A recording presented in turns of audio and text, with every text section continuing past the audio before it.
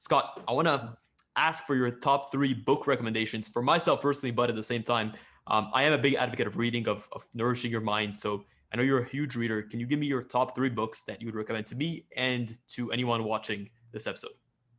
Yeah. Okay. So top 3 books.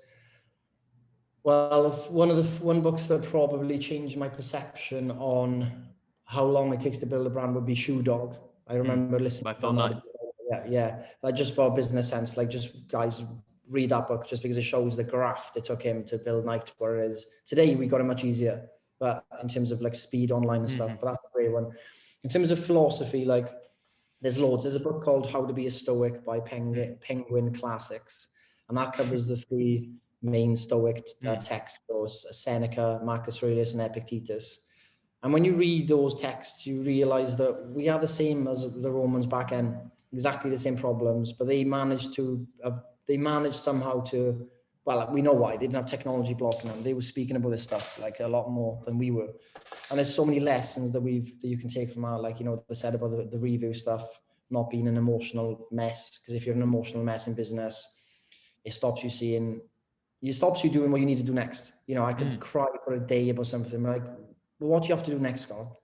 You've had a bad review. Do you want to go and cry for a day, or do you want to just go, I've had a bad review, let's reach out? That's the next step. Simple as. There's nothing more to it. Third book. I think this book is essential for health, I'd say. It's called Why Zebras Don't Get Ulcers by Robert Sapolsky. And he's a brilliant scientist. There's actually lectures on YouTube. All his lectures on YouTube from Stanford University are free to watch about depression and the mind. But the stress response, like how dangerous it is to have that on all day. And as a business owner, if you don't watch out, and we've all been alive. Yeah. Oh, and because stress response, we would consider chronic stress. So maybe you're triggering it 6, 7, 8 times a day might be considered, chronic stress. And the impacts that has are detrimental. Like your appetite goes up when you're stressed, your appetite should go down because you're trying to run away from danger. The glucose goes to the muscles and you basically feel like you need to go toilet, right? Those are classic stress response acutely, run away or fight.